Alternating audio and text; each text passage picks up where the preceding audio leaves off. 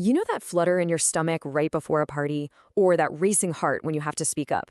What if I told you that feeling isn't a sign you're weak, but actually a sign of a highly evolved intelligence? Yeah, the very thing you've been trying to crush is actually a feature, not a bug in your system. So let's just get this out of the way right up front. It does not mean you are broken. It doesn't mean something is wrong with you. In fact, it means your brain is doing exactly what it was designed to do, a job it perfected over millions of years of evolution. And that's what we're going to do. We're going to decode that system. Because once you really get the why behind it, I promise you, it starts to lose its grip. You can actually turn it into an ally. Okay, let's dive into this. First, we'll look at why you feel this way in the first place. That's the evolutionary upgrade. Then we'll talk about turning it from an enemy into an ally. We'll cover how to train socially. I'll give you a connection cheat code. We'll learn to navigate those awkward human gaps. And we'll land on the real goal here, feeling like you truly belong in your own skin. So where did this feeling even come from? Well, it turns out it's not some modern problem we invented. Nope, it's an ancient solution. See, for our ancestors, survival depended completely on being accepted by the group. And I mean, think about it. Getting rejected back then wasn't just awkward. It could literally be a death sentence.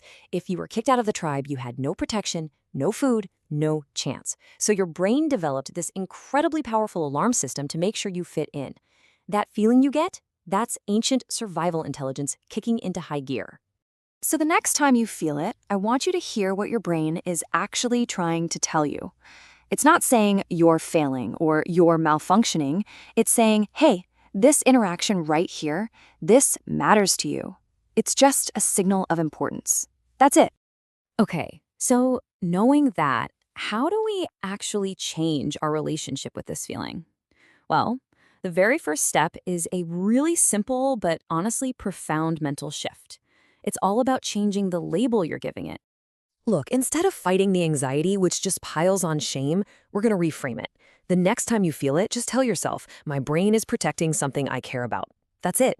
That one little sentence shifts you from shame to clarity. You're no longer failing the moment, you're just experiencing the moment. And you'll notice when the shame dissolves, the anxiety gets a whole lot quieter. All right, what about the skills themselves? Here's a little secret for you. Social skills are not fixed personality traits. They're a muscle.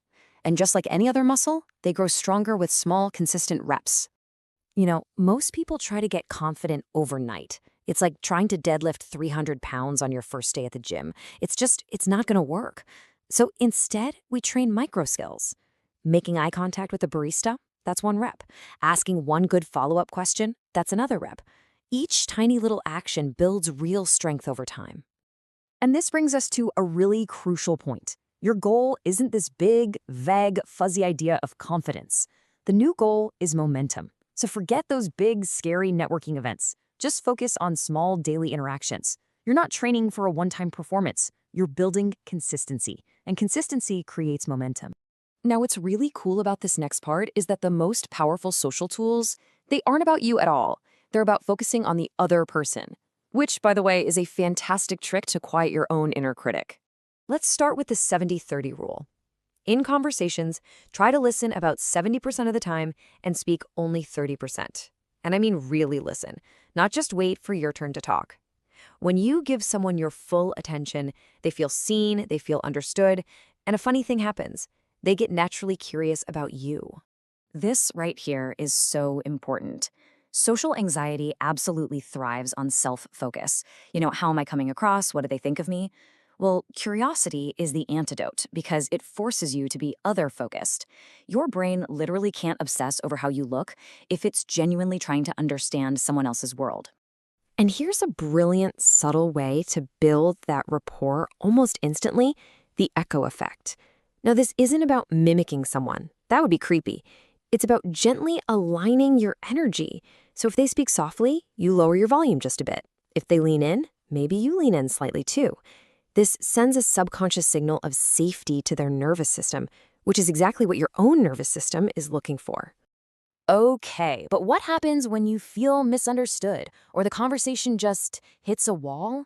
Let's get into some deeper tools for navigating the beautiful, messy reality of human interaction.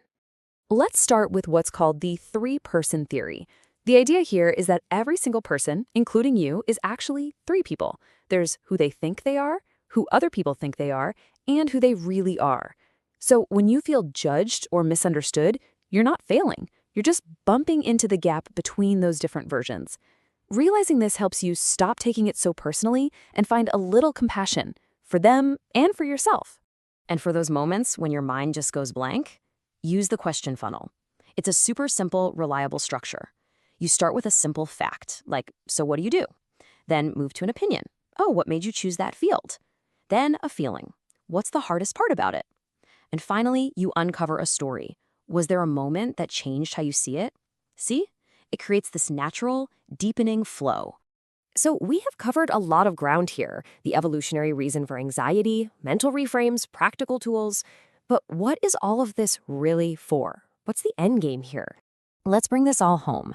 That feeling you've been fighting, it's not a defect. It is proof that your brain is working exactly as it should. It's proof that you're human. And most of all, it's proof that the connections you want to make actually matter to you. Once you stop treating it like an enemy, you can start using it as information. And this, right here, is the ultimate takeaway. The goal isn't to become some fearless, flawless social superstar. It's just to find a sense of safety and acceptance inside yourself, no matter what room you're in. It's about feeling like you belong, right here, in your own skin. And that's what we're all about here. Welcome to Brain Code, where we decode the systems that run our lives.